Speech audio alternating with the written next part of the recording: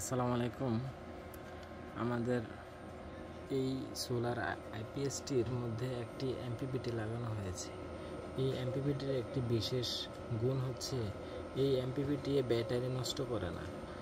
যেমন এখানে boost hold, boost hold হচ্ছে ইকুয়ালাইজেশন, যেটা বলে যে ব্যাটারি গ্রেভিটি বলে, আবার ইকুয়ালাইজেশনও বলে। যেটা হচ্ছে আপনার টাইম দেওয়া আছে, সে ফুল চার্জ হওয়ার পরে ওই গ্রেভিটি মোডে, বুস্ট মোডে থাকবে। এখন 345 ওয়াট আছে, 17 মিনিট যাবৎ সে বুস্ট হোল্ড করতেছে। এখন আপনার অতিরিক্ত কোনো ব্যাটারি চার্জ নিচ্ছে না। এই যে সোলার গেইন হচ্ছে 23 আর চার্জিং হচ্ছে 12। আপনার এখন লোড মানে পর্যাপ্ত আলো আছে, তারপরও ব্যাটারিতে নিচ্ছে না।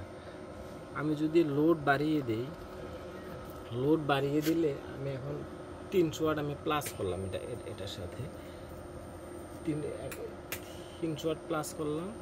প্লাস করার পরে দেখেন এখানে ওয়াট কত আসে, 619 ওয়াট আসছে। এমপিপিটি হিট হচ্ছে, মানে এটার মধ্যে অটো, যখন এমপিপিটি হিট হবে তখন ফ্যান অটোমেটিক চলবে। মানে চার্জিংয়ের যেই আছে, এখন চার্জিং নিতেছে 16। কালকে থেকে আর কি আজকে পর্যন্ত 303 কিলো ওয়াট আওয়ার্স সে সোলার থেকে এনার্জি জেনারেট করছে। এটা হচ্ছে আমাদের এসটিএম বেস সোলার পিসিউ, যেটা এটার সাথে এটা আমরা পার্থক্য করে দেখব। এটার এমপিপিটি আর ওইটার এমপিপিটি একই কাজ। এটা হচ্ছে এসটিএম বেস, এসটিএম 32 বেস, ওইটার এমপিপিটি আর ওইটার এমপিপিটি একই কাজ করে। এখানে সোলার থেকে আসতেছে 32 ওয়াট হচ্ছে আপনাদের, এটা লোড ওয়াট হচ্ছে 148 ওয়াট। এখন মেঘ ভাঙা রৌদ্র, মাঝে মাঝে মেঘ আসলে আপনার রৌদ্রের আলো কমে যায়।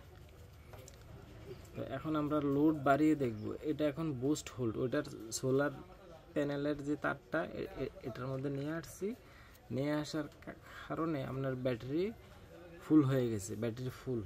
ব্যাটারি ফুল হওয়ার পরে সে এখন বুস্ট চার্জিং স্টার্ট করছে। বুস্ট চার্জিংয়ের পরে এখন 11 এম্পিয়ার সে চার্জ নিচ্ছে। এটা হচ্ছে লোড ওয়াট। এখন আমি যদি লোড বাড়িয়ে দিই, লোড আমি 300 ওয়াট আমি প্লাস করলাম।